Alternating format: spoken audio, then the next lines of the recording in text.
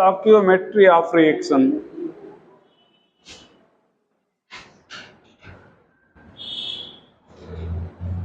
Value of Kp and Kc depends upon stoichiometry of reaction. तो Kp और Kc की value जो है रिएक्शन की स्टोइकियोमेट्री पर डिपेंड करती है।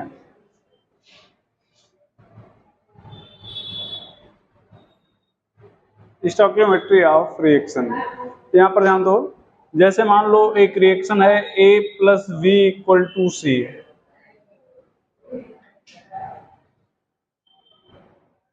यहाँ पर K1 इक्विलिब्रियम कांस्टेंट है, यहाँ पर A/2 B/2, यहाँ पर C/2 है, यहाँ पर K2 लिखेंगे। क्या लिखेंगे? अब K2 और K1 में अगर आपसे कहा जाए कि रिलेशन फाइंड करना है तो पहले आप लिखेंगे K1 = K2।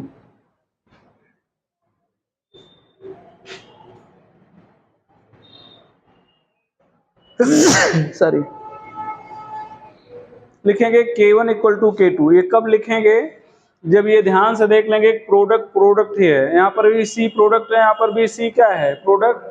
A और B रिएक्टेंट है, A और B क्या है? रिएक्टेंट है। तो जब रिएक्टेंट साइड में है और प्रोडक्ट साइड में है तो K1 = K2 लिख देंगे। अब देखो दूसरे रिएक्शन को 2 से डिवाइड किए ना, तो जिस रिएक्शन को जिस वैल्यू से डिवाइड करेंगे उसके कांस्टेंट पर उसी वैल्यू की पावर लगा देंगे। तो K1 = क्या हो जाएगा? K2⁻²। या यहां पर ध्यान देना बेटा, उल्टा कर दिया जाए, K2 का स्क्वायर हटा दो तो इधर क्या आ जाएगा? √K1।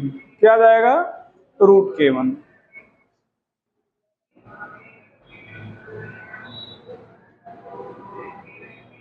यहां पर ध्यान दो,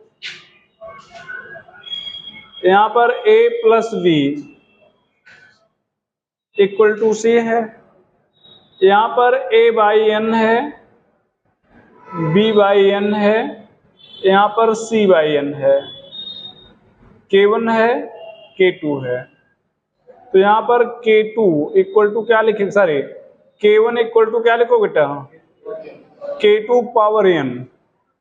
अब दोनों मतलब इधर से पावर n हटाना चाह रहे हैं तो इधर क्या करना पड़ेगा? रूट लेना पड़ेगा। तो K2 = क्या करेंगे?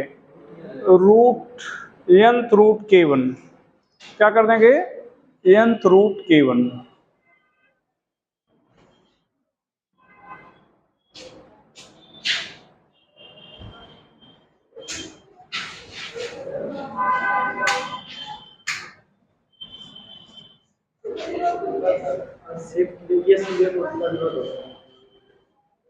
नो कर दो की बार, और क्या।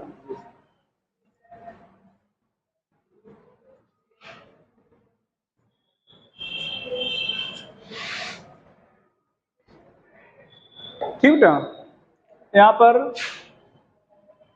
A + B = C,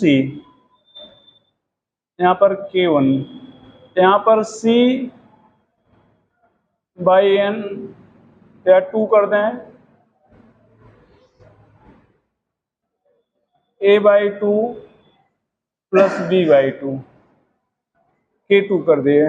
अब यहाँ पर ध्यान दो, अब की बार जो प्रोडक्ट है वो रिएक्टेंट बन गया है तो उल्टा कर देंगे, मतलब 1/, के रूप में कर देंगे।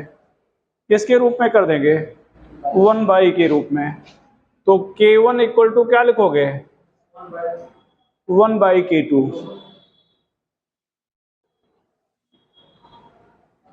ठीक है, तो K1 = क्या कर देंगे? 1/, यहां पर ध्यान दो, A + B, यहां पर क्या कर रहा है बेटा? C। K1 है, यहां पर C, यहां पर A + B /2 K2। तो अब यहां पर देखो प्रोडक्ट कहाँ आ गया? रिएक्टेंट में। तो K1 = क्या कर देंगे? 1/, के रूप में। लेकिन बाकी काम वही, इसको दूसरे वाले को डिवाइड किया गया 2 से ना, तो यहां पर पावर क्या कर देंगे 2, या K2 स्क्वायर इक्वल टू क्या बेटा 1/K1। K2 क्या हो जाएगा 1/K1 का root.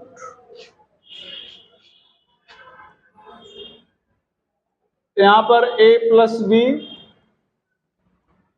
Equal to C, K1 C by N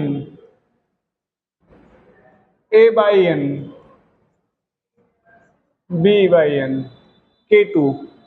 तो क्या करें K1 equal to 1/K2 power N, K2 power N equal to 1/K1, K2 equal to 1/K1 whole का nth रूट, होल का nth root.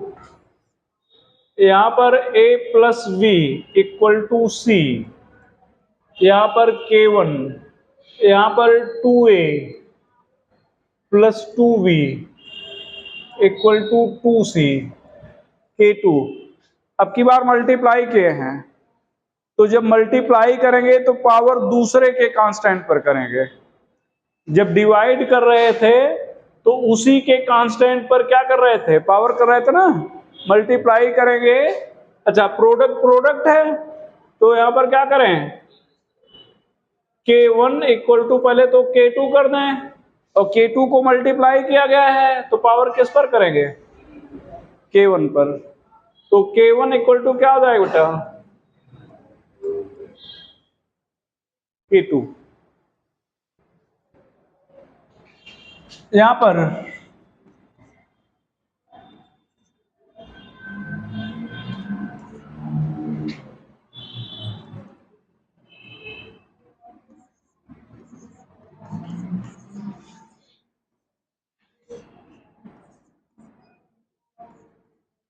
अब क्या करना चाह रहे हो K1 इक्वल टू K2 और पावर कहां पे करें 1 पर। पावर कहां करोगे 1 पर। अब पावर अगर 1 से हटाना चाह रहे हो तो क्या हो जाएगा K1 equal to nth root K2।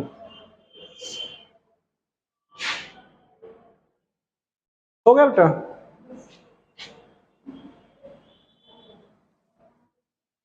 यहां पर a plus B equal to C, K1 यहां पर N C N A plus N B K2। तो K2 इक्वल टू क्या हो जाएगा K1 equal to product reactant में आ गया है तो क्या करेंगे 1/K2 मल्टीप्लाई 2 वाले को किए हो तो पावर किस पे जाएगा 1 पर, तो K1 पावर n।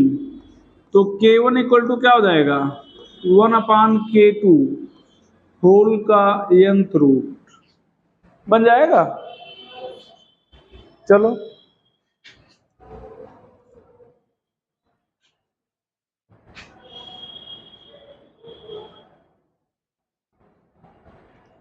होल का nth रूट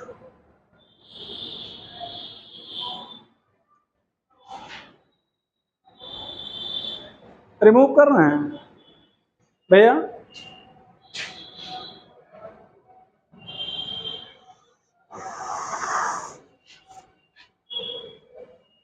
चलो एक क्वेश्चन लिखना है relate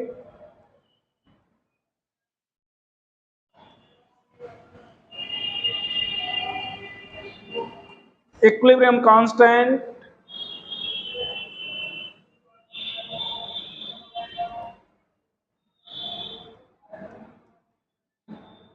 of following reaction। relate equilibrium constant of following reaction।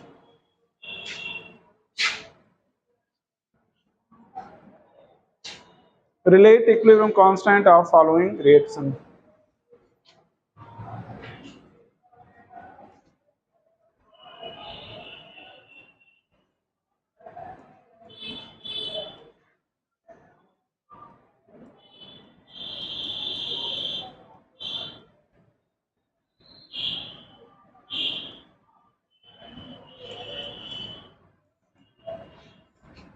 यहाँ पर ऑप्शन दे दें आपको।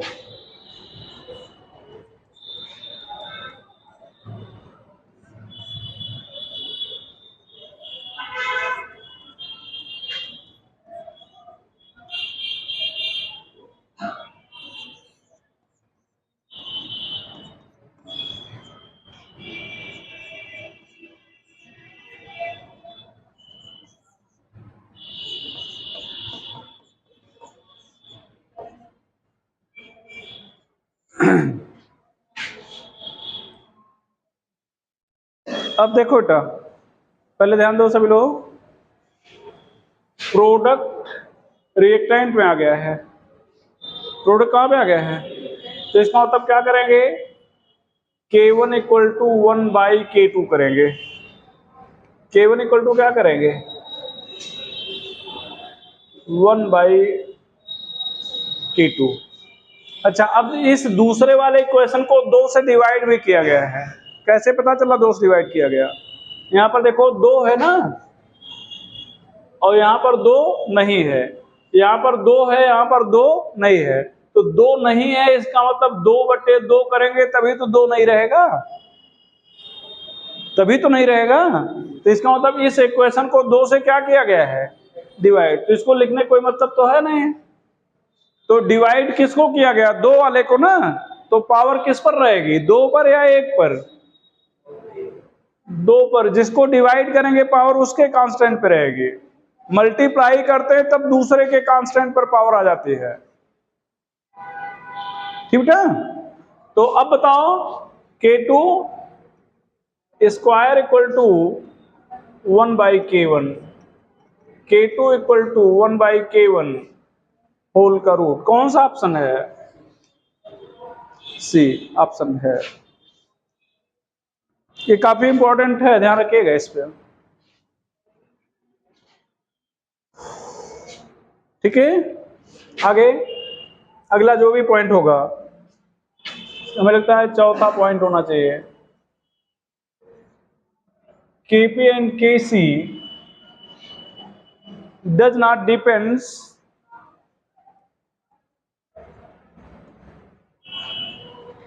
upon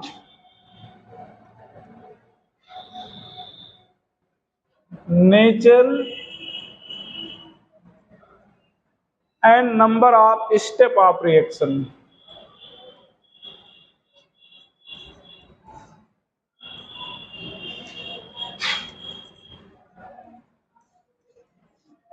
Kc and Kp does not depends upon nature and number of step of reaction। तो Kp और Kc number of step of reaction पर depend नहीं करेगा। यहां पर ध्यान दिया जाए, H3PO4 H plus H2PO4 minus, H2PO4 minus H plus HPO4 double minus.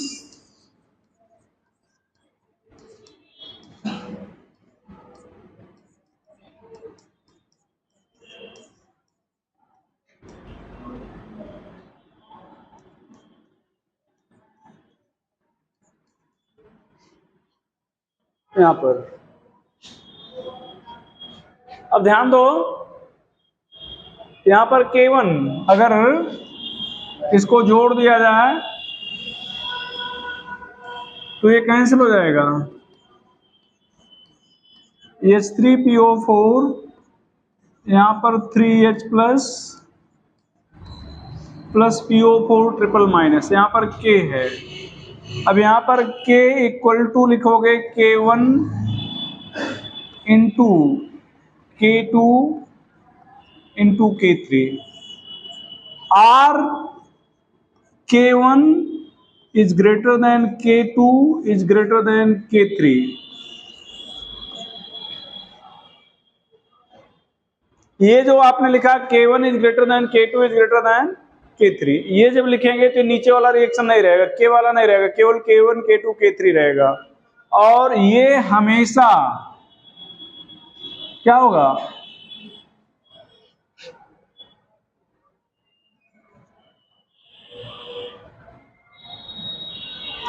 ठीक है,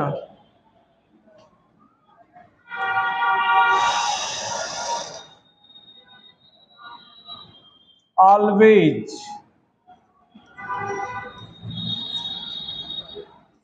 for acid and base.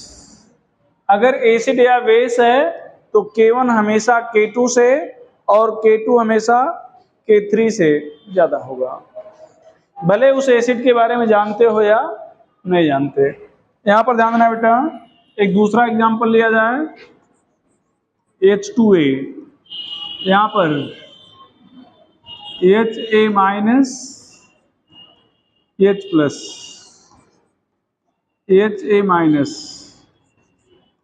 H plus A double minus, जोड़ दिया जाए K1 K2 तो ये कैंसिल हो जाएगा, H2A।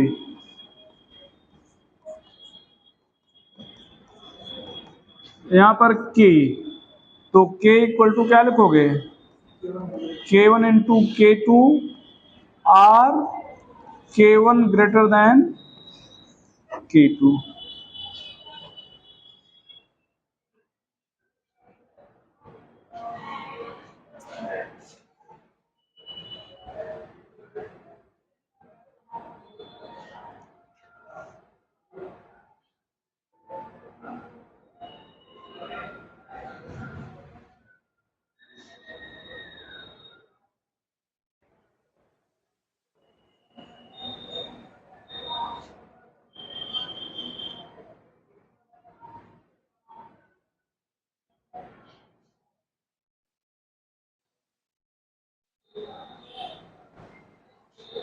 रिमूव करें भैया,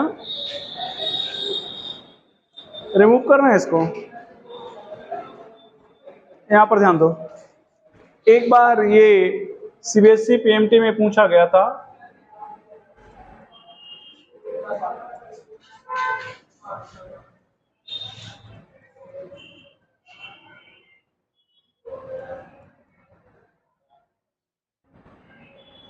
हालांकि ये नहीं पूछा गया था, 20 के बाद बताएंगे, वो पूछा गया था।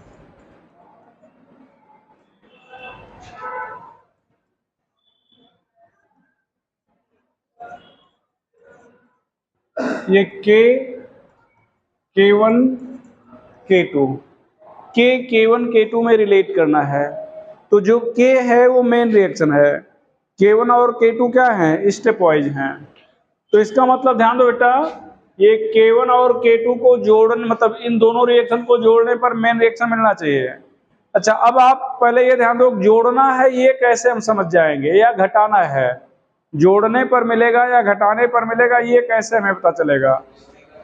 हाँ नहीं, रिएक्टेंट अगर प्रोडक्ट साइड में है और रिएक्टेंट के साइड में है तो जोड़ा जाएगा। अगर रिएक्टेंट मतलब प्रोडक्ट रिएक्टेंट के साइड में चला गया है तो घटाया जाएगा। तो यहाँ पर क्या करना है? जोड़ना है। तो जोड़ने पर ये देखो 2NO2 2NO2 क्या हो गया? कैंसिल, और कुछ कैंसिल होने वाला है नहीं, तो यहाँ पर क्या बचा? N2, यहाँ पर 2O2, यहाँ पर क्या हो जाएगा बेटा? 2NO2। तो अब यहाँ पर क्या हो जाएगा? K जोड़ा गया ना, K1 इंटू K2। अच्छा, यहां पर घटाएंगे नहीं, मतलब सॉरी, वो जो K1 ग्रेटर देन K2 किए थे वो केवल एसिड और बेस के लिए था, वो सबके लिए नहीं है। तो ये हो जाएगा, कोई प्रॉब्लम है यहाँ तक? तो K1 इज ग्रेटर देन क्या हो गया बेटा? K2। अच्छा, जो पूछा गया था वो ये है,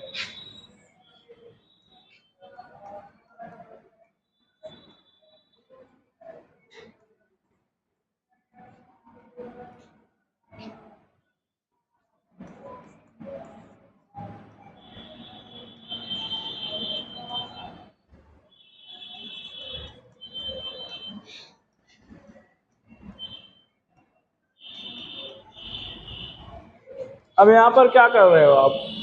K1 यहाँ पर क्या कर रहे हो बेटा? K2।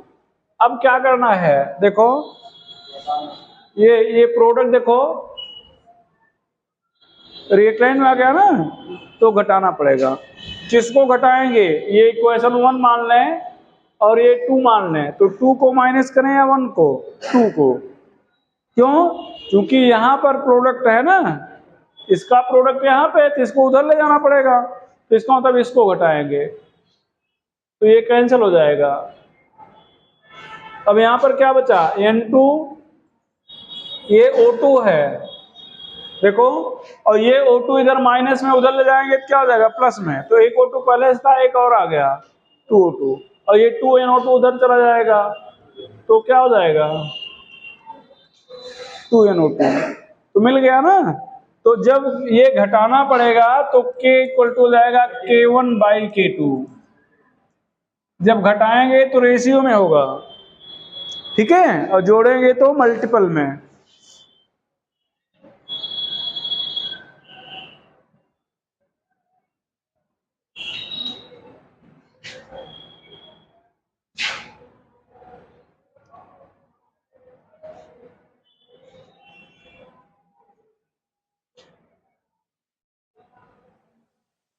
लिख लेंगे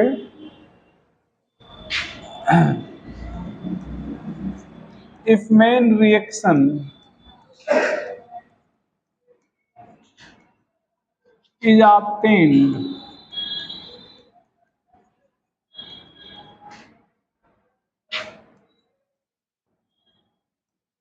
by addition of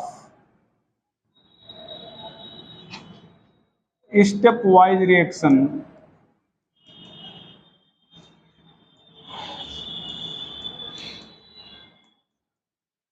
then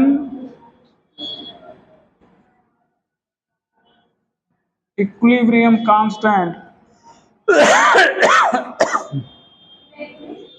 other term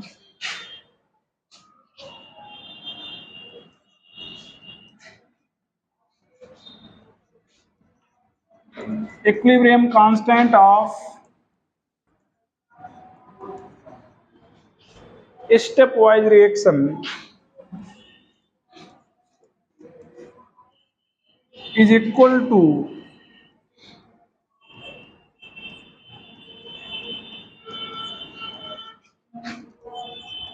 multiple product of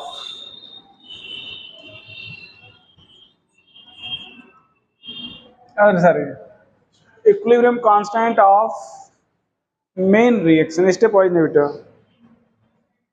ये मेन रिएक्शन होना चाहिए।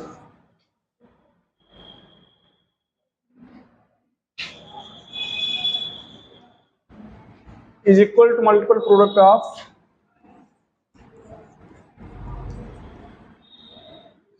इक्विलिब्रियम कांस्टेंट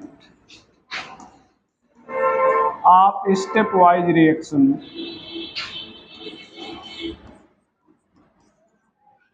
और दूसरा, if main reaction is obtained by subtraction of stepwise reaction,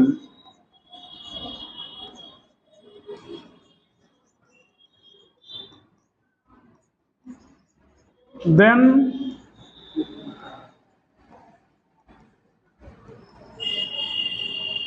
equilibrium constant of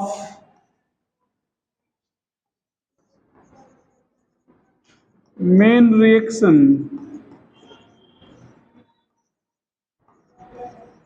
is equal to ratio of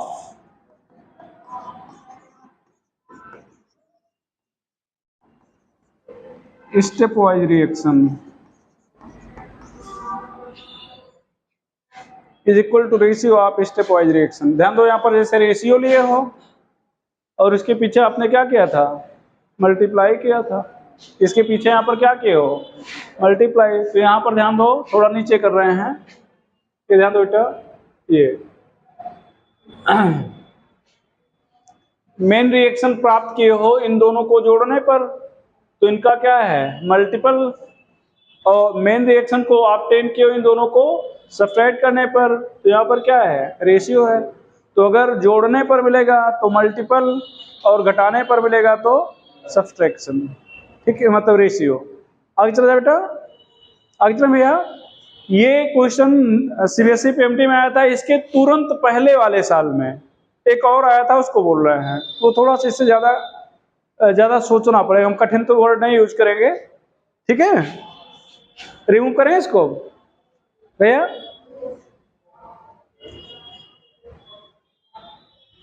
जल्दी करो बेटा।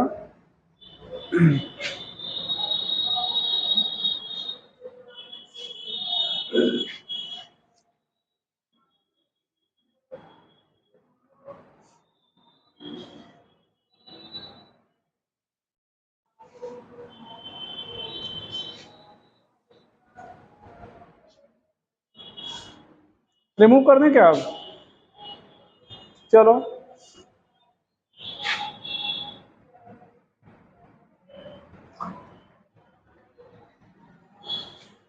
एक question दे रहे हैं,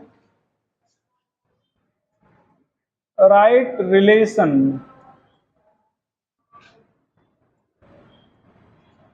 बिटवीन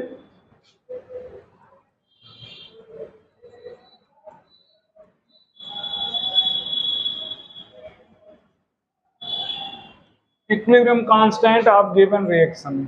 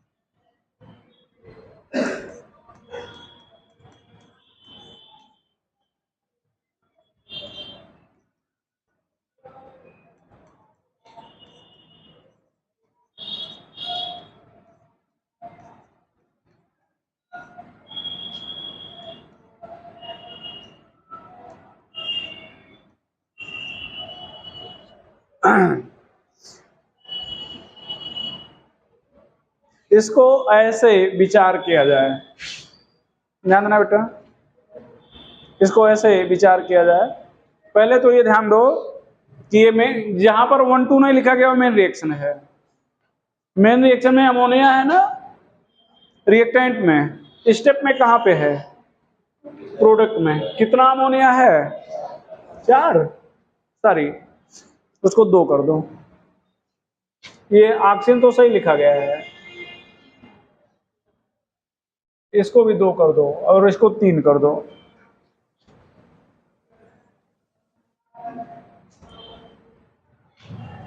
कितना अमोनिया बेटा, 2। यहां पर कितना है, 2। ठीक है, लेकिन ये प्रोडक्ट में है और ये क्या है, रिएक्टेंट में। पहले यहां पर देखो, ये 2NO प्रोडक्ट में है, प्रोडक्ट में है। इसका मतलब यहां पर इस रिएक्शन के साथ कोई भी चेंज हमें नहीं करना। यहां पर N2 फिर से लिख ले रहे हैं, O2 इक्वल टू क्या लिख रहे हैं, 2NO।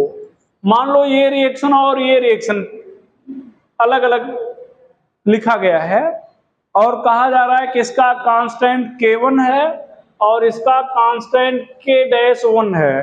तो दोनों में क्या रिलेशन है, दोनों में कोई अंतर तो है नहीं। तो K-1 इक्वल टू क्या हो जाएगा, K1। भाई वही फिर से छाप दिया गया ना। यहां पर देखो बेटा, H2 है और यहां पर H2O है। कितना H2O है, 1।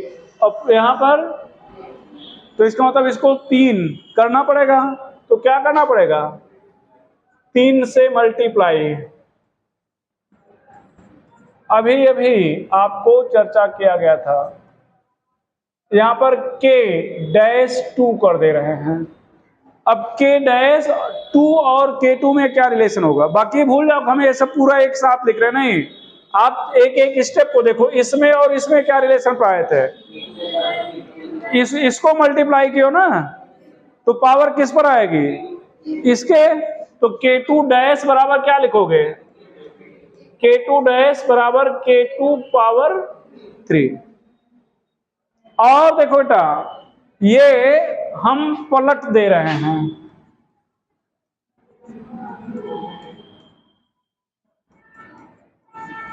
यहां पर K डैश 3 कर दे रहे हैं। अब क्या होगा, प्रोडक्ट रिएक्टेंट में आ गया ना, तो उलट दिया गया। जब उलटते हैं तो क्या लिखते हैं, K डैश 3 इक्वल टू क्या लिखेंगे, 1 के रूप में लिखते हैं ना, बस। अब इसको जोड़ दिया जाए, तो जोड़ेंगे तो यहां पर क्या हो जाएगा, 3H2 क्या हो जाएगा बेटा, कैंसिल हो जाएगा। यहां पर N2 और ये N2 कैंसिल हो जाएगा, और कुछ कैंसिल होने वाला है नहीं। अब यहां पर क्या बचा, 2NH3, और क्या बचा बेटा, ये 3/2 और यहां पर O2,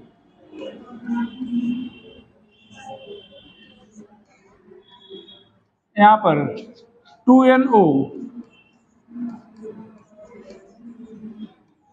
अब ये ऐड किया गया ना, तो इसका मतलब इनके कांस्टेंट को क्या करेंगे, मल्टीप्लाई।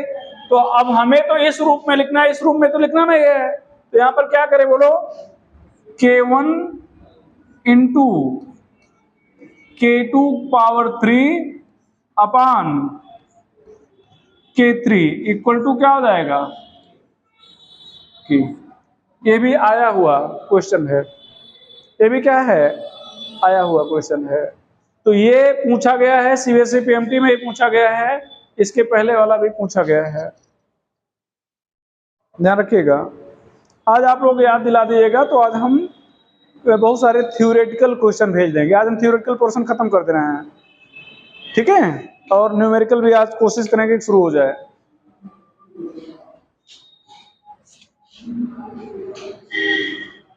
रिमूव करें बेटा,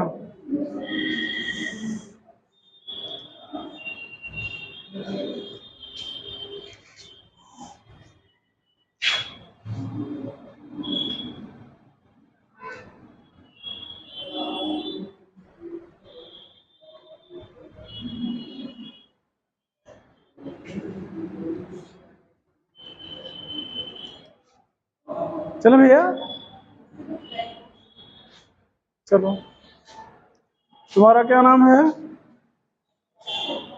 श्रद्धा। रेगुलर क्यों नहीं रहते बेटा, कहाँ, हम तो नहीं देखते, हमें लगता है लास्ट 2 डे नहीं आए हो, अल्टरनेट डे आते हो, अल्टरनेट डे, अच्छा, हमें लग रहा कि रेगुलर आते हो। इतने बच्चों में तुम्हें टोंक रहे हैं ना, सबको तो नहीं टोंक रहे हैं, हाँ, मतलब तुम्हें मालूम नहीं है, आप नोट्स नहीं किए होंगे, आप चश्मा लगाए हुए इसलिए आप हो सकता है। संख्या बहुत कम बेटा, हम लोग 150 बच्चों को पढ़ाने वाले हैं, और हर बच्चे पर नजर रखते हैं, ठीक है, बैठो, हाँ आ जाओ, रेगुलर रहो तभी कुछ फायदा होगा ना भैया। ये तो आप लोगों का बैच बड़ा छोटा है, बाकी हम लोग 100-150 की स्ट्रेंथ हर बैच में पढ़ाते हैं, और हर बच्चे पे नजर आती है, हर बच्चे पे, नाम भले न जाने किसी का, मिटा दे। अच्छा, नाम इसलिए नहीं मालूम रहता, नाम पूछते नहीं, मिटाएं इसको, चलो। हाँ, application of KP and KC,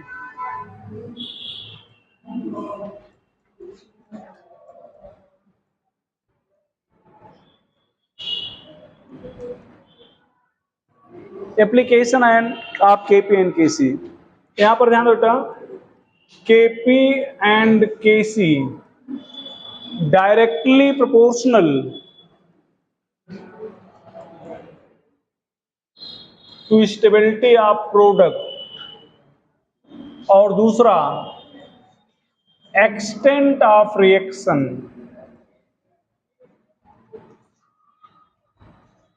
in forward direction.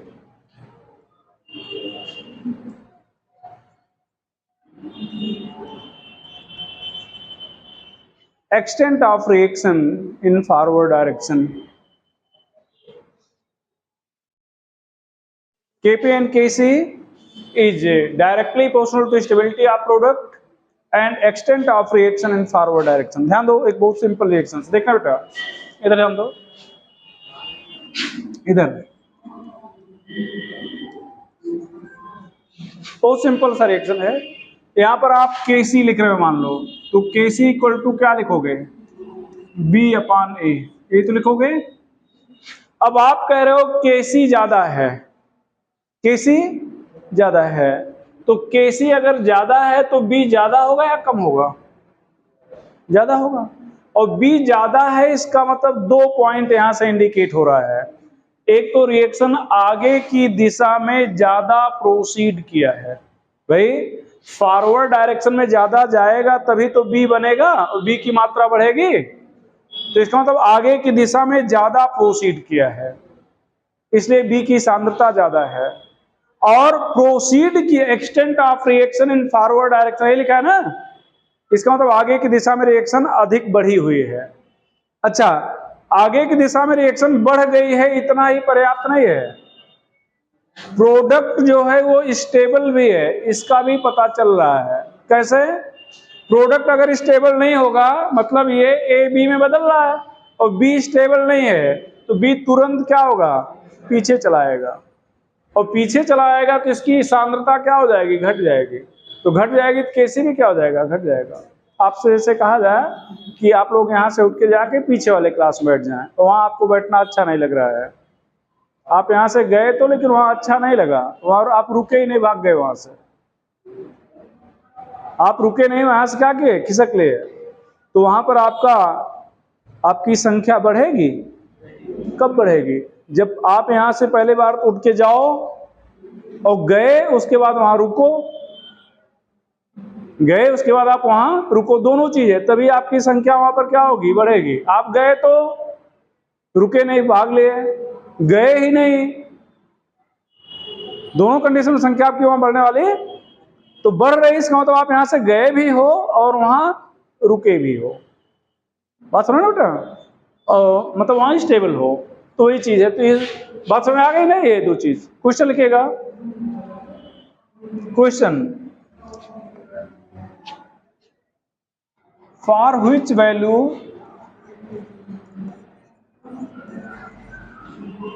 Of equilibrium constant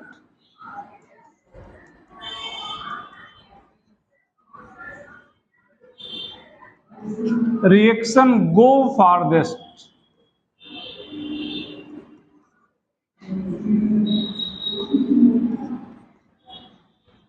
farthest मतलब आगे की दिशा में अधिकतम जाएगा, तो for which value of equilibrium constant reaction go farthest. आपके बुक में बना हुआ क्वेश्चन है,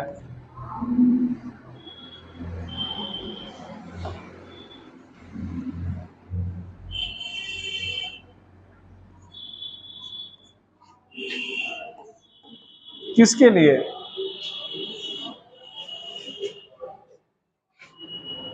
किस वैल्यू के लिए रिएक्शन आगे की दिशा में अधिकतम प्रोसीड करेगा, हाँ किसको, 10⁻²। चलो अगला क्वेश्चन,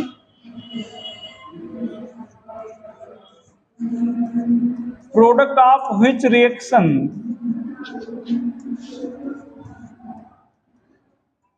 इज मोस्ट स्टेबल। किस रिएक्शन का प्रोडक्ट सबसे ज्यादा स्टेबल है,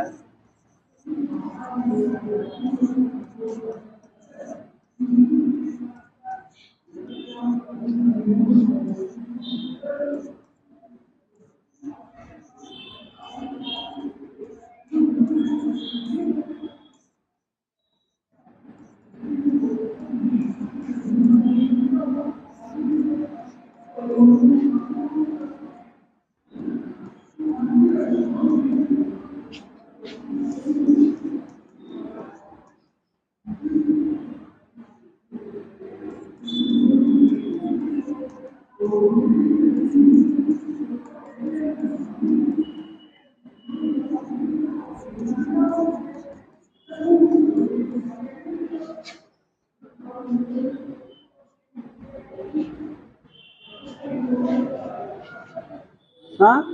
D.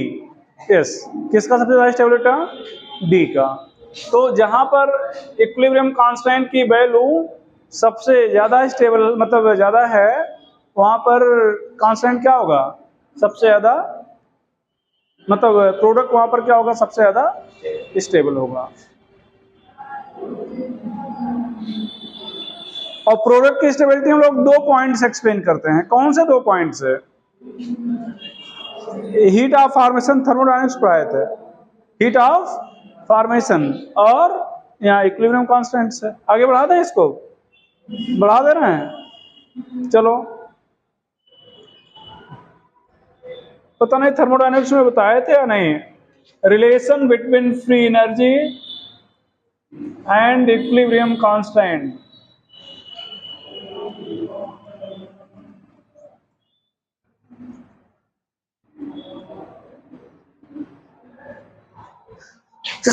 Sorry, relation between free energy and equilibrium constant.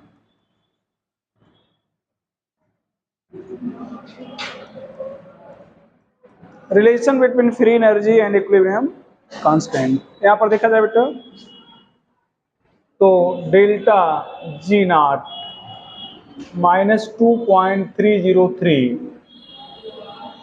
RT log KT, जान ही रहे हो।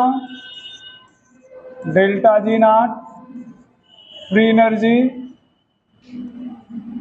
एनर्जी शॉर्ट में बोल रहे हैं, फुल नेम इसका क्या है? Gibbs free energy. और आर गैस कांस्टेंट। बहुत सारी वैल्यू बताई गई है, लेकिन यहां पर जो वैल्यू लिखोगे वो क्या लिखोगे? 8.314 जूल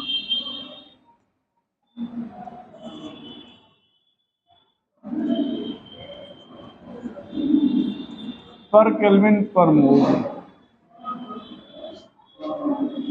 यहां पर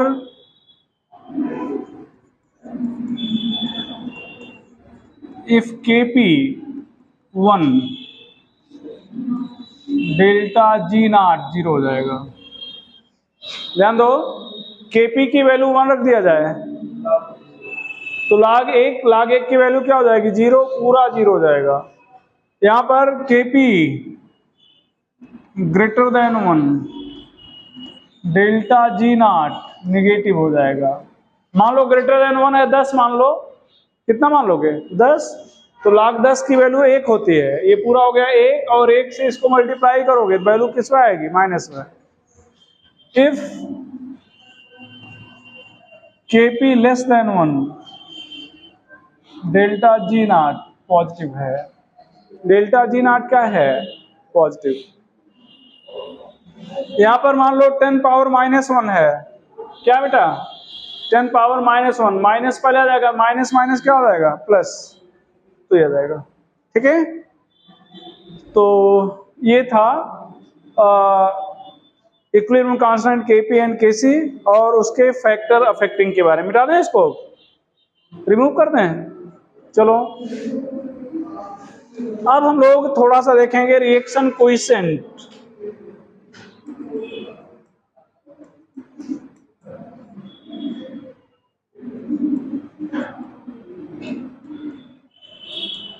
रिएक्शन कोएफिशिएंट यहां पर QC लिखते हैं। क्या लिखते हैं बेटा?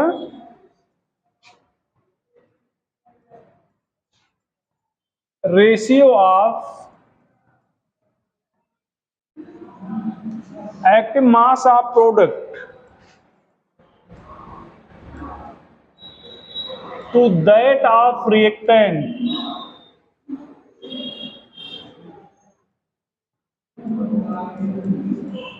at any stage of reaction।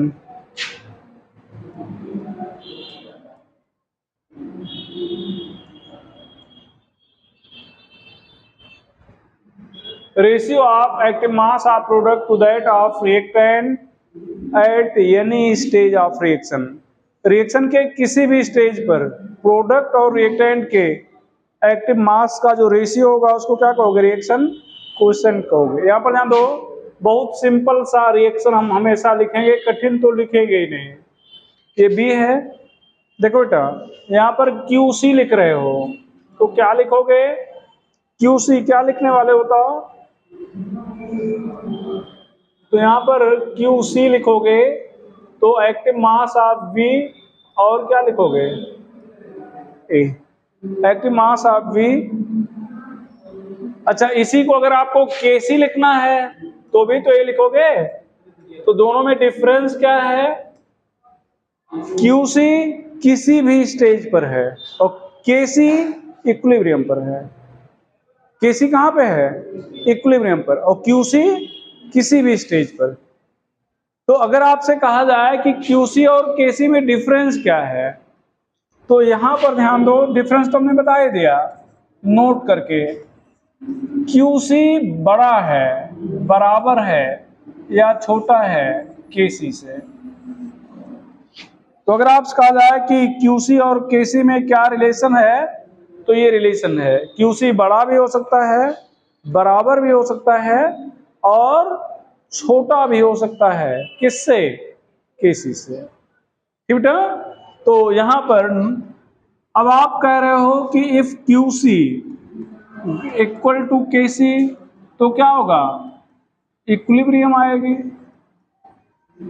इसका मतलब रिएक्शन क्या है? इक्विलिब्रियम पर है। QC बड़ा है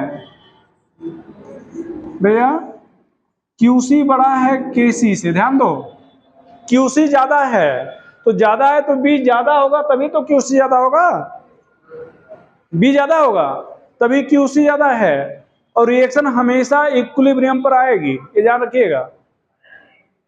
रिएक्शन हमेशा कहां पे आएगी?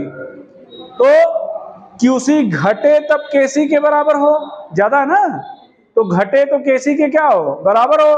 तो QC कब घटेगा? जब B घटेगा या बढ़ेगा? B को घटाना पड़ेगा या बढ़ाना पड़ेगा? घटाना पड़ेगा। तो घटाने का मतलब क्या भाई? रिएक्शन पीछे चले जाए तो B की मात्रा क्या होगी? घट जाएगी। B की मात्रा घट जाएगी तो QC घट जाएगा, QC घट जाएगा तो KC की क्या हो जाएगा? बराबर हो जाएगा। रिएक्शन will proceed in, बोलो बेटा, बैकवर्ड डायरेक्शन।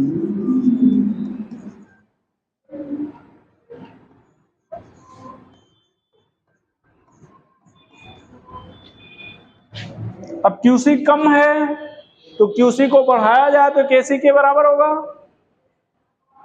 कब बढ़ेगा? जब फॉरवर्ड जाए।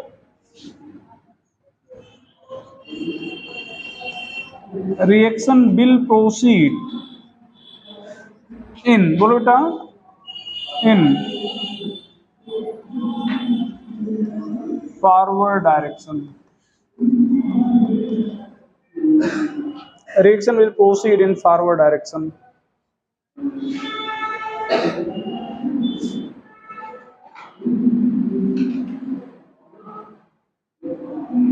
तो फॉरवर्ड डायरेक्शन प्रोसीड करेगा। आगे चला जाए, रिमूव करें। चलो हो गया। तो ये काफी इंपॉर्टेंट पॉइंट लिखे थे आप इसको। चलो आगे देखा जाए। आगे हम लोग लिखेंगे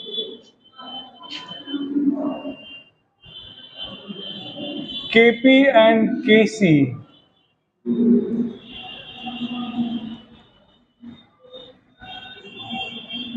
for heterogeneous reaction.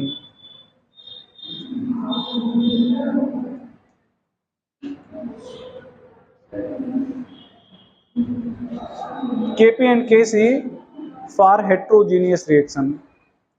यहां पर ध्यान देना बेटा, यहां पर आपने लिखा है CaCO3। हेट्रोजीनियस का मतलब क्या है कि जब रिएक्टेंट और प्रोडक्ट डिफरेंट स्टेज में हो, या हर स्पेसीज डिफरेंट स्टेज में हो, फिजिकल स्टेट में हो।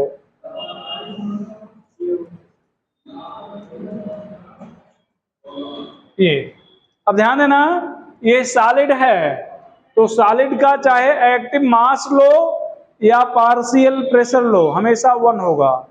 तो यहां पर केसी अगर हमें लिखना है तो हम लोग क्या लिखते हैं, प्रोडक्ट अपॉन रिएक्टेंट। तो प्रोडक्ट में CO2 है, गैस है, ये सॉलिड है तो सॉलिड का एक्टिव मास 1 हो जाएगा, क्या इसको लिखें, अपॉन रिएक्टेंट 1 हो जाएगा, क्या लिखें, बस हो गया, आ गया। केपी लिखना है तो इसी को क्या कर देंगे, पार्शियल प्रेशर ऑफ CO2। ये पहला रिएक्शन था। दूसरा, ये अमोनियम बाईसल्फाइड, ये भी सॉलिड है, ये टूट जाएगा 2NH3 गैस, H2 गैस।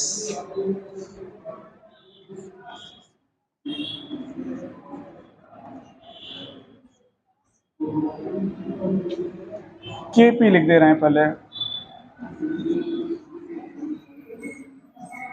यहां पर नीचे भी कुछ रहेगा, रहेगा कुछ, सॉलिड है नहीं। और केसी में क्या लिखेंगे, वही जो एक्टिव मास लिख देंगे P, यहां पर NH3। अच्छा यहां पर पावर नहीं लगाएगा ना,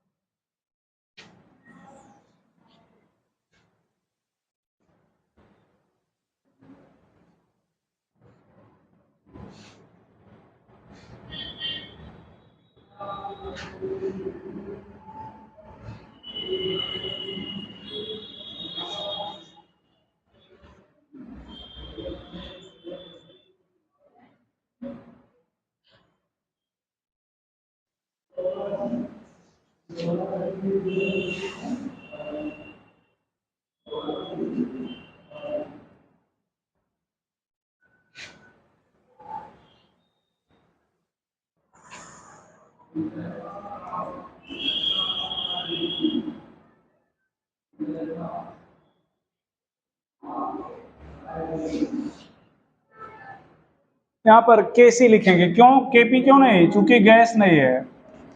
अगर गैसियस स्टेट में है तो उसके लिए केसी और केपी दोनों लिख सकते हैं, अगर गैसियस स्टेट में नहीं है तो हम लोग केवल केसी लिखेंगे।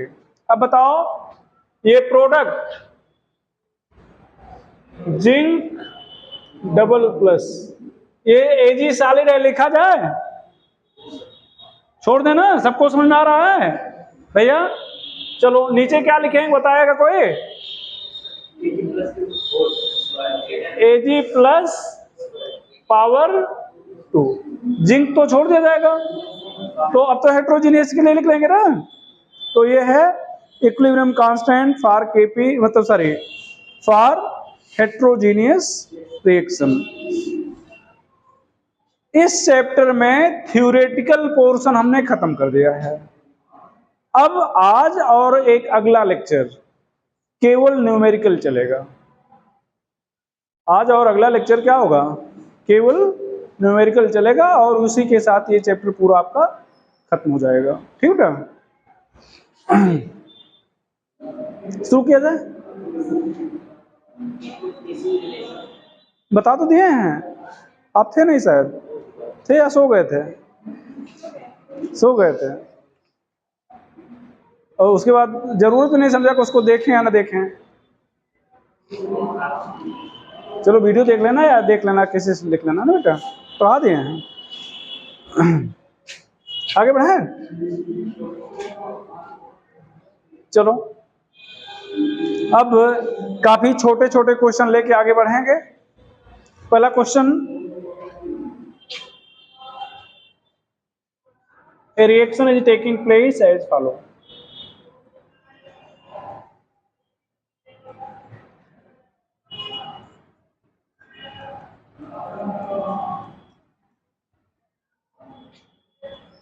As follow.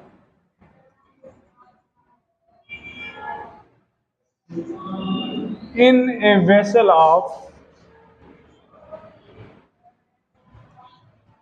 1 liter capacity.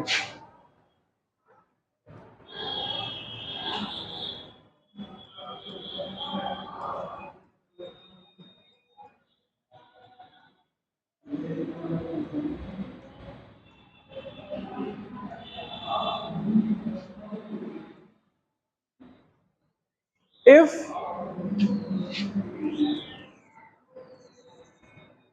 at equilibrium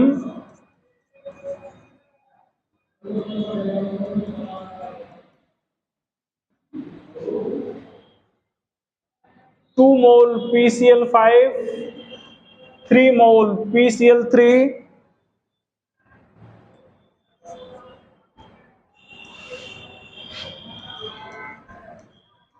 2 mole PCl5, 3 mole PCl3 and 4 mole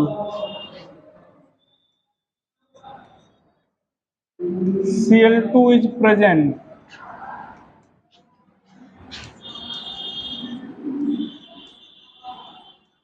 then what will be value of equilibrium constant?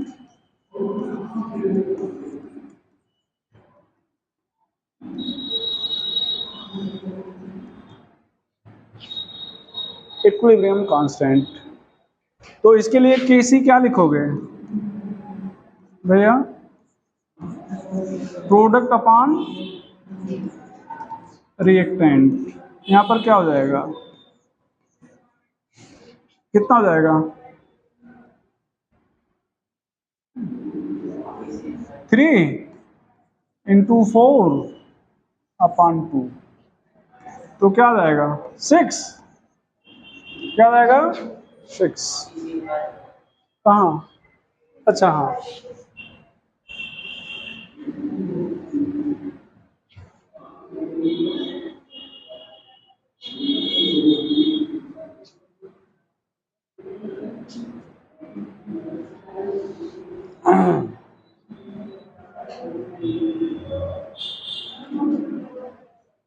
हो गया। इसी क्वेश्चन को थोड़ा चेंज कर रहे हैं।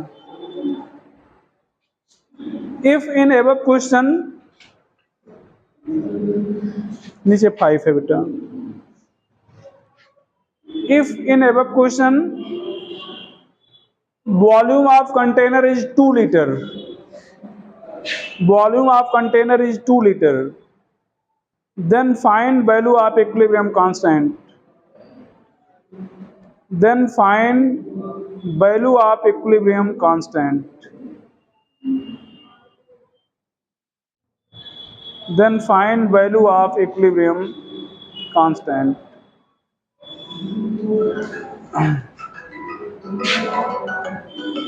एक मिनट, हेलो हेलो, बताओ। आधे घंटे लगेंगे। ठीक ठीक ठीक, बताना जैसा। ठीक ठीक ठीक है। तो यहां पर ध्यान देना, ये सेकंड क्वेश्चन आपका। तो वॉल्यूम कितना है?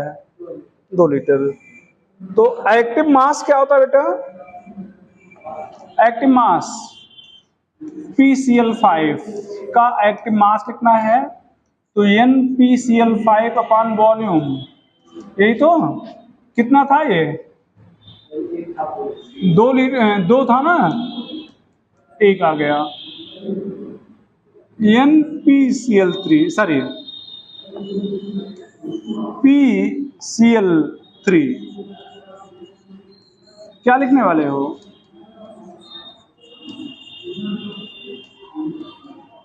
PCl3 कितना था? 3। और Cl2 कितना था?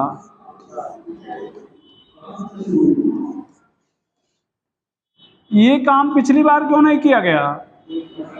चूंकि कंटेनर का जो वॉल्यूम था कितना था 1 लीटर, तो 1 से डिवाइड करने पर कोई फर्क तो पड़ता नहीं, तो इसलिए वहां पर कुछ नहीं किया गया। अगर वॉल्यूम 1 लीटर से ज्यादा है या कम है तब फिर क्या करेंगे, मोल को डिवाइड करेंगे वॉल्यूम से। अब यहां पर केपी केसी क्या लिखो बेटा, PCl3, यहां पर Cl2, यहां पर PCl5। अब क्या लिख रहे हो यहां पर 1.5 इंटू यहां पर कितना बेटा 2, यहां पर कितना आ जाएगा 1, और अब यहां पर कितना आ जाएगा 3, ये आ जाएगा। चलो अगला क्वेश्चन बढ़ा रहे हैं। अगला question,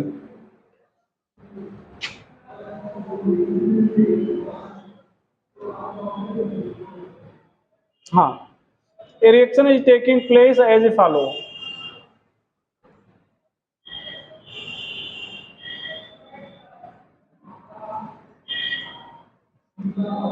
In a vessel of 1 liter capacity,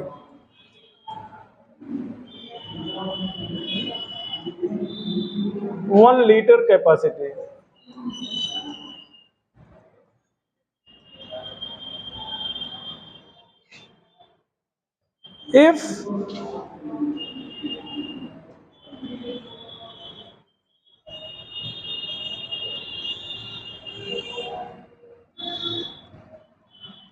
equilibrium constant is 100 and equilibrium constant is 100 and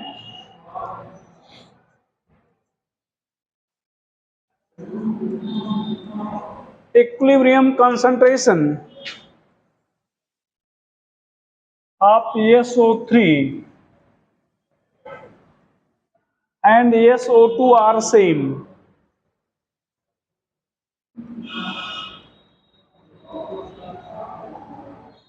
find value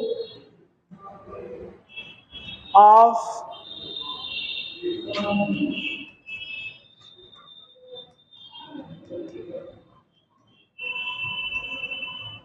equilibrium concentration of O2 gas।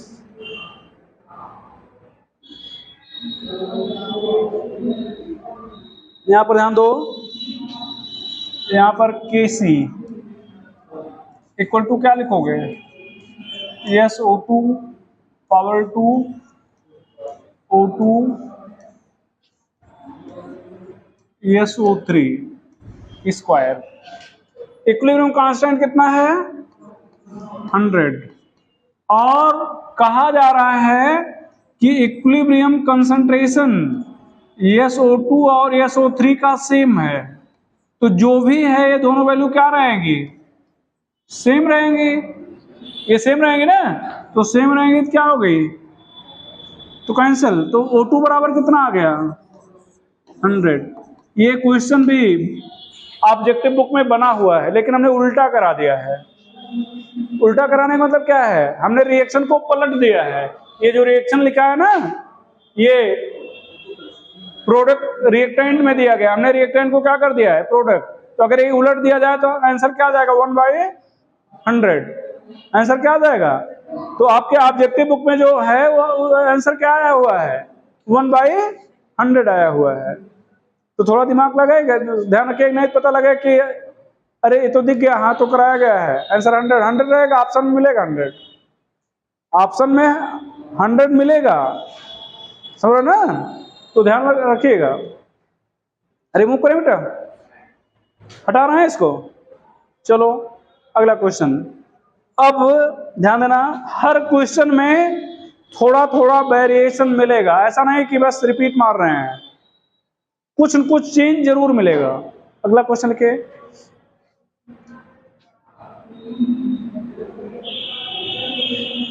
A mole N2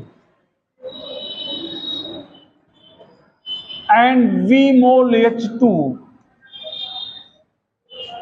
is allowed to react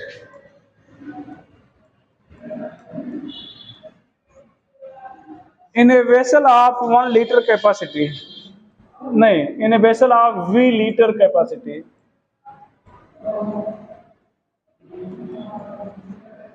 and at equilibrium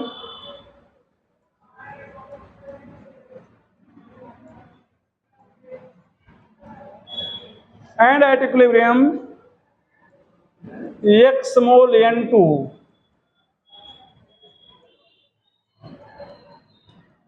convert into ammonia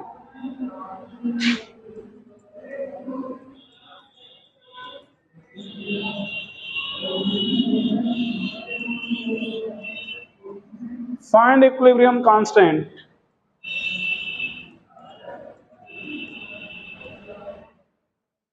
Kc. N2 3H2। एक चीज बहुत clear समझना, बहुत clear, थोड़ा सा तो इस chapter के क्वेश्चन सब बहुत आसान है, बस थोड़ा सा आप अगर नहीं ध्यान देते हो तो गलत कर जाते हो। देखना बेटा, अभी जो पीछे कितने क्वेश्चन 3 कराए गए, तीनों में अगर आप ध्यान दिए तो इक्विलिब्रियम कंसंट्रेशन कहा गया था। इक्विलिब्रियम पर कहा गया था ना कि इक्विलिब्रियम पर इतना मोल PCl5 है। कुछ बाद में SO2 वाला भी कहा गया कि इक्विलिब्रियम कंसंट्रेशन इतना है। यहां पर क्या कहा गया कि इतना रिएक्ट कराया गया। तो रिएक्ट कराया गया मतलब शुरुआत कराई गई, यही तो भाई। हमने A मोल N2 का लिया और B मोल N2 का H2 का लिया और दोनों के बीच में रिएक्शन कराया, तो इसका मतलब ये इक्विलिब्रियम तो नहीं हुआ, ये शुरुआत कराई गई। और जब इक्विलिब्रियम आया तो N2 का X मोल अमोनिया में बदल गया। यहीं पे हमें ध्यान देना है। अच्छा, अब यहां पर ध्यान देना बेटा, A मोल N2 लिया गया, B मोल क्या लिया गया H2। ऐसे मान लो कि ये 2 लोग बैठे हैं, इनको अगर 1 रुपए खर्च करना तो इनको 3 रुपए खर्च करना, ये शर्त है। किसी भी चीज के लिए मान लो कोई चीज परचेज करने गए तो शर्त ये है कि ये 1 रुपए खर्च करेंगे, ये 3 रुपए खर्च करेंगे, ये शर्त है। अब जरूरी नहीं कि जब खरीदने भेजा गया तो इनको 1 रुपए दे के भेजे हों, इनको 3 रुपए दे के भेजे हों। हो सकता है कि इनको हमने 10 रुपए दे के भेजा है और इनको 6 रुपए दे के भेजा है। दिया कितना गया इससे शर्त का कोई लेना देना नहीं है। बात समझ आ रही ना?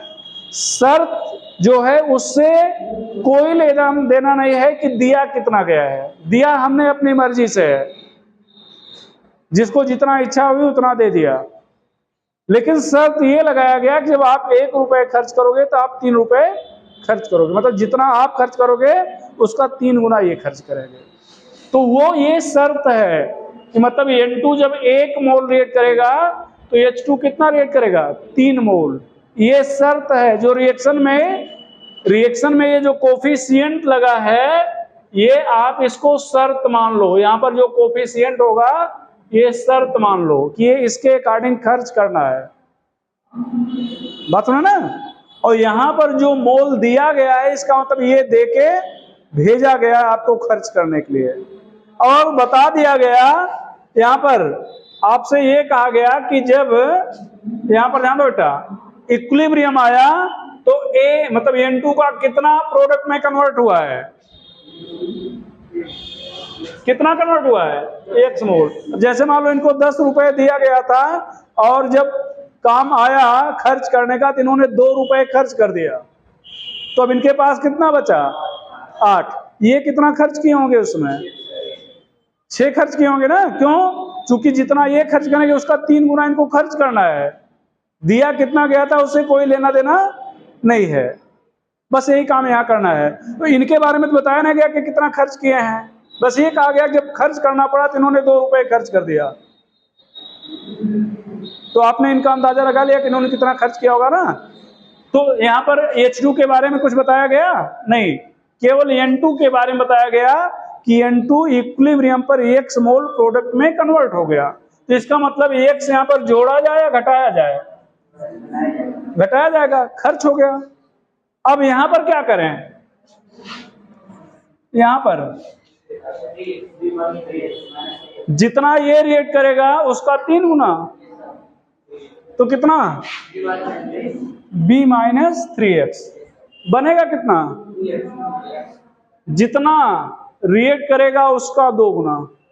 यहां पर 1 है ना, यहां पर कितना है? 2, मतलब 1 रिएक्ट करेगा तो 2 बनेगा। रिएक्ट कितना किया है? x, तो बनेगा कितना? 2x, ये बनेगा 2x। यहां पर ध्यान देना बेटा, ये 2x हो गया।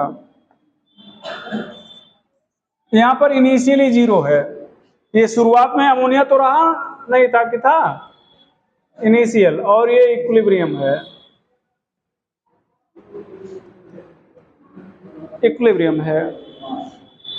अच्छा, मान लो आपसे ये कहा जाता कि A mole N2, B mole H2 and C mole NH3 is taken in a vessel of V liter capacity। फिर से सुनो, A mole H2, B N2, B mole H2 and C mole ammonia is taken in a V liter capacity and at equilibrium X mole N2 convert into product। तो अब क्या करते? अब तो ammonia भी लिए थे, अमोनिया लिए थे हम, और यहां पर अमोनिया तो था नहीं, शुरुआत में जब रिएक्ट कराया गया तो अमोनिया थे नहीं। अब की बार क्या बोल रहे हैं कि अमोनिया हमने पहले से ले रखा है, तो यहां पर इनके रिएक्शन से अमोनिया बनेगा, बनेगा ना।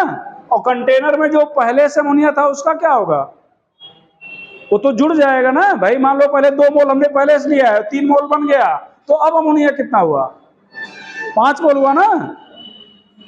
तो अगर ये कहा जाए कि अमोनिया भी था, तो उतना आप क्या करेंगे? यहां पर जो 0 लिखे हैं तब वो 0 नहीं रहेगा, क्योंकि अमोनिया के बारे में यहां पर कुछ शुरुआत में जब कराया गया रिएक्शन तो अमोनिया था नहीं, और अमोनिया हमने लिया भी नहीं था, तो इसलिए यहां पर क्या रखा गया? 0। हालांकि ऐसा रिएक्शन बहुत कम देखने को मिलता है, लेकिन हम कराएंगे एक आध जरूर, कि जहां पर प्रोडक्ट हम पहले से लिए बैठे हों। बात समझ ना? तो जनरली जो आप क्वेश्चन देखेंगे या कराया जाता है वहां पर प्रोडक्ट 0 मान के चलते हैं, क्योंकि प्रोडक्ट वहां पर हम कंटेनर में रखे नहीं होते हैं, लेकिन अगर रख लिया गया तो उसको जोड़ लिया जाएगा, तब ये 0 नहीं रहेगा। अब यहां पर ये मोल हो गया। अब एक्टिव मास लिखना है बेटा, तो A minus x upon v, B minus 3x upon v, यहां पर 2x अपान वी, ये एक्टिव मास। यहां पर Kc ammonia square N2 H2 power 3। Ammonia कितना बेटा? 2x अपान वी का स्क्वायर, यहां पर A minus x upon we,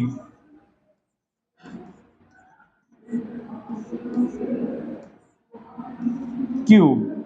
अब ये ध्यान दो, v का क्यूब एंड v 1 पावर 4 हो जाएगा, ऊपर आ जाएगा, और ये v स्क्वायर नीचे। तो फाइनली इसको सॉल्व करेंगे, 4x स्क्वायर, यहां पर a minus x, b minus 3x cube, और यहां पर क्या बचेगा? v स्क्वायर बचेगा।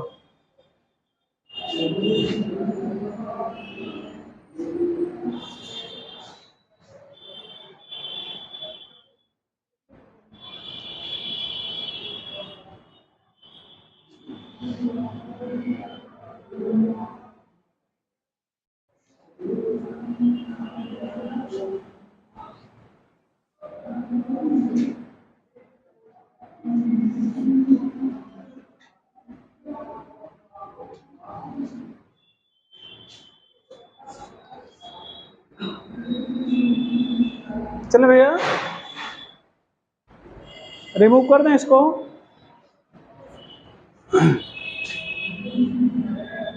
रिमूव कर रहे हैं। चलो अगला question, 2 mole N2 and 5 mole H2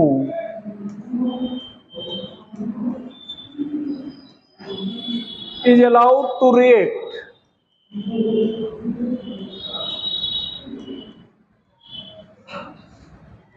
in a vessel of 1 liter capacity.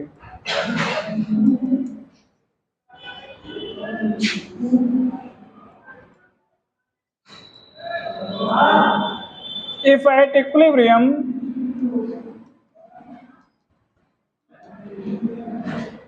one mole N2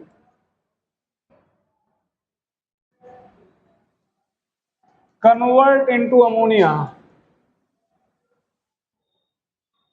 find value of equilibrium constant.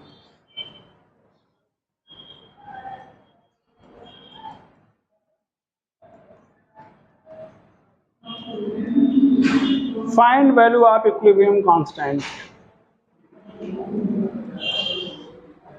हमें नहीं लगता कि इस क्वेश्चन में कोई पिछला रिपीट मारा गया है, वहां पर बस अननोन डाटा था, यहाँ पर क्या है, नोन डाटा है। यहाँ पर कितना लिया जाए, 2, कितना बेटा, 5 0 इनिशियल। यहाँ पर 2 से कितना रिएक्ट किया है, 1, तो यहाँ H2 से कितना रिएक्ट करना चाहिए, 1 का 3 गुना, और अमोनिया बनना चाहिए कितना, 2। इक्विलिब्रियम यहाँ पर बचा कितना, 1/1, यहाँ पर कितना बचा बेटा, 2/1, यहाँ पर 2/1, ये एक्टिव मास। तो 1 से डिवाइड करने का कोई फर्क है, Kc NH3 square N2 H2 power cube, 2 का स्क्वायर 1,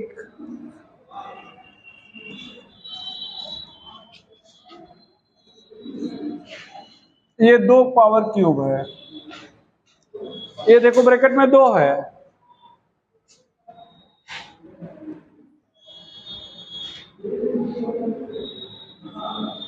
तो कितना हो जाएगा बेटा, 1/2 आ जाएगा ना।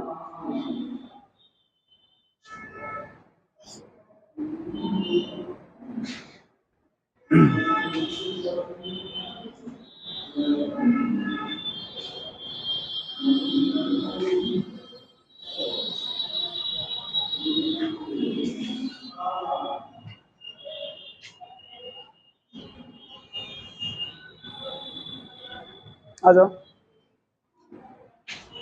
रिमूव करें भैया,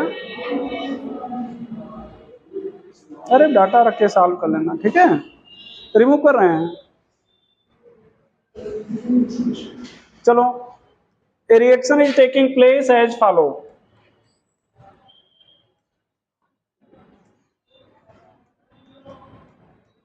a reaction is taking place as follow in a vessel of 1 liter capacity.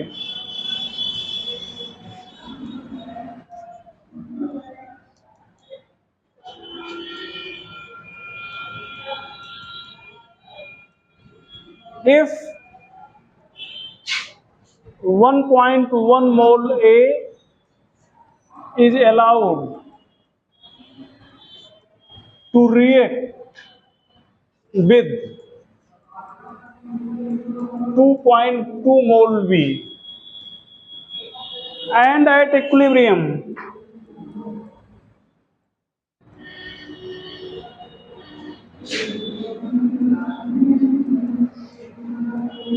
0.2 mole C is formed.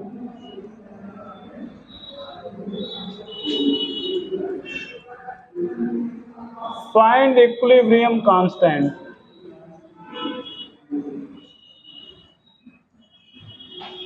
ध्यान देना बेटा, अभी तक जो क्वेश्चन कराया गया उसमें ये कहा जा रहा था कि हमने आपको इतना दे दिया, भाई ये बताया जा रहा था कि रिएक्टेंट इतना रिएक्ट कर गया, यही तो। एक मिनट, हेलो, बस निकलना है, ठीक ठीक ठीक, हाँ बेटा। तो अभी तक ये मतलब ये था कि हमने आपको मान लो 5 रुपए दे दिया, तो आपको पता चल गया ना कितना मिला। अब की ये कहा जा रहा है कि आपको 5 रुपए मिल गया, तो इसका मतलब क्या हुआ, 5 रुपए आपको मिल गया ये कहा जा रहा है, हमने कितना दिया है नहीं बताया। तो आपको पता चला कितना हमने दिया है, नहीं पता चला, तो बोल का नहीं रहो भैया, अब बोलो मिला तो है नहीं, बस कहे तो रहे हो, समझ रहे हो ना। तो क्वेश्चन में यही अंतर है। अभी तक ये कहा जा रहा था किसी एक रिएक्टेंट को बता दिया रहा था कि ये इतना प्रोडक्ट में कन्वर्ट हो गया, अब की कहा जा रहा है कि प्रोडक्ट का इतना बन गया, तो तभी बना होगा जब कन्वर्ट हुआ होगा। तो चलो देखा जाए,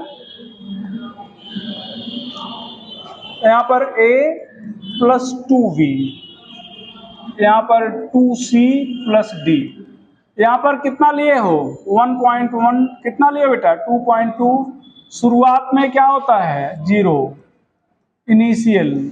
अब कि ये नहीं बताया गया कि कोई रिएक्टेंट कितना रिएक्ट कर रहा है, ये नहीं बताया गया। तो मान लो कि किसी एक के बारे में मान लिया जाए कि ए का एक मोल रिएक्ट कर गया, तो यहां पर क्या लिखोगे 1.1 माइनस एक्स, 2.2 माइनस क्या लिखें भाई, ये एक रिएक्ट करेगा तो दो रिएक्ट करेगा, तो कितना लिखें 2x। अब ये इधर देखो, अगर ए एक रिएक्ट करेगा तो सी कितना बनेगा 2, तो कितना रिएक्ट किया है x रिएक्ट किया ना, तो 2x बनना चाहिए, d कितना बनना चाहिए भाई, एक रिएक्ट करता है तो एक बनता है, x रिएक्ट किया तो कितना बनेगा x, ये इक्विलिब्रियम है, इक्विलिब्रियम है।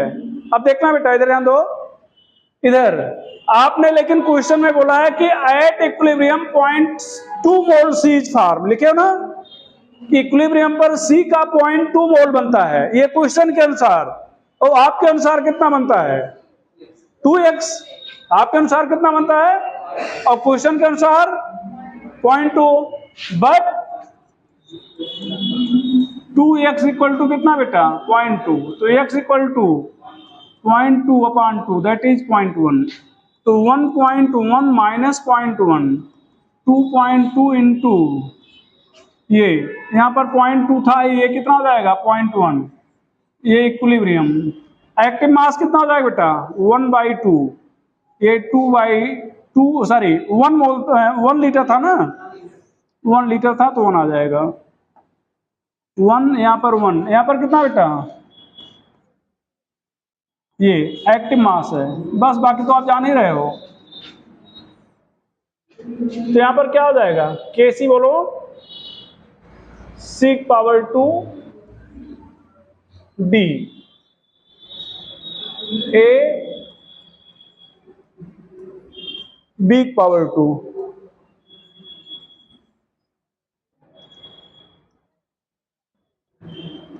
तो यहां पर कितना बेटा 0.1 का स्क्वायर कि 0.2 का स्क्वायर, 0.2 का, यहाँ पर 0.1, यहाँ पर 1/2, यहाँ पर 0.2 इंटू 0.2 इंटू 0.1, ये 2 का स्क्वायर है, तो 2 इंटू 2 इंटू 1, तो सॉल्व करेंगे 10⁻³ आ जाएगा। केसी इक्वल टू कितना आ गया।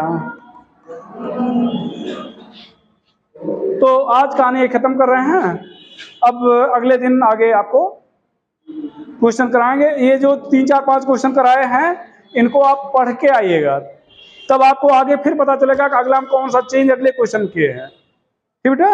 और पूरा लेक्चर क्वेश्चन ही होगा, तो उम्मीद करेंगे कि अगले एक लेक्चर पे आपका चैप्टर खत्म हो जाएगा, फिर हम लोग आने के इक्विलिब्रियम पे आ जाएंगे, ठीक भैया, ठीक बेटा।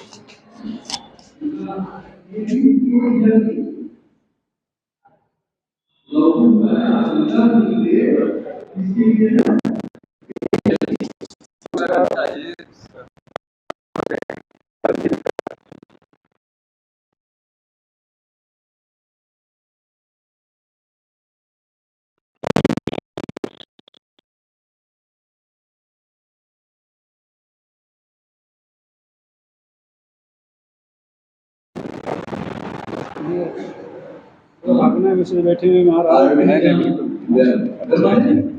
असल में एक जहाँ रहते थे चौधरी साहब ये पड़ोस नीचे परीक्षा है बीजे की मतलब बीजे की मौलवी जाके घर में बना दिए पहले मौलवी साहब में आते थे कम से कम स्कूल नहीं गया तो गया पार्टी में अटेंड किया उनके भैया अभी भी 1 घंटे में आ रहे हैं तब तक आप बैठ